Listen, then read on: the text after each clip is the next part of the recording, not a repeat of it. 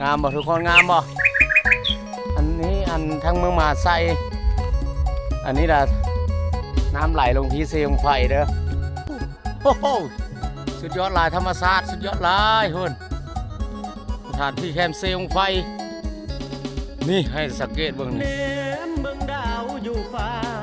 คิดฮอดหน้าคนอยู่ทางบ้านหลายปีที่ห่างไกลกันส่งเฟซเติมฝันให้กำลังใจตอนนี้กินข้าวหรือยังเฮ็ดยังอยู่น้อแฟนของสายฮู้บ่สบายดีทุกคนมื้อนี้อันมีโอกาสได้มายามบ้านเนาะหลังจากเสร็จสิ้นภารกิจนะครับใช้งานพี่น้องบ้านเฮาก็ได้มีโอกาสมาลิ้นบ้านนี่ธรรมศาสตร์งามเสียงไฟบ้านทาขอเด้อนี่เด้อนี่สถานที่แห่งนี้บ่อนเฮาเคยอยู่แต่น้อยๆเคยลอยข้ามเซข้ามไปข้ามมานี่นะงามธรรมศาสตร์งามหมดทุกคนโอ้สุดยอดสุดยอด นี่โอ้โหสุดยอดลายธรรมศาสตร์สุดยอดลายเพื่อนสถานที่แคมป์เสียงไฟนี่ให้สังเกตเบื้องนี้นี่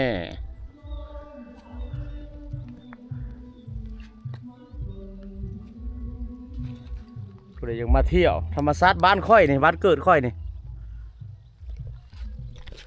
งามบ่ทุกคนงามบ่ว้าโอ้อันนี้อันทั้งเมืองมหาไซอันนี้ล่ะน้ำไหลลงที่เสียงไฟเด้อ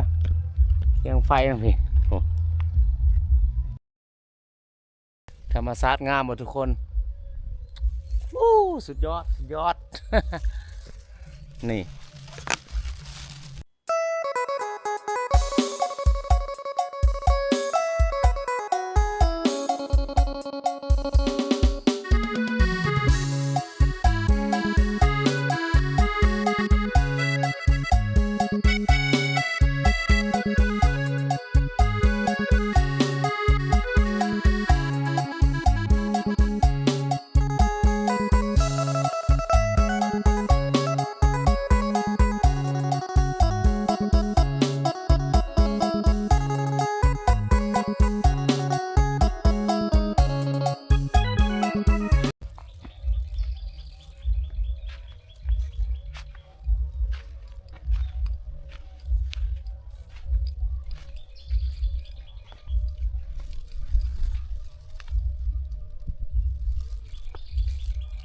หลังจากมันส้มธรรมศาสตร์แล้วครับนี่มาถ่าย MV อันบ่าวดูแลสายบันเทิง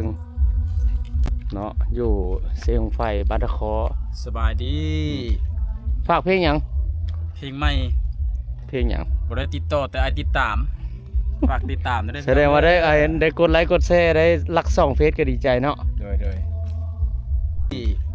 ฝากเพลงหยัง เพลงใหม่ เพลงหยังบ่ได้ติดต่อแต่ไอติดตามฝากติดตามได้แสดงว่าได้กดไลค์กดแชร์ได้รัก2เฟซก็ดีใจเนาะโดยรัก2เฟซ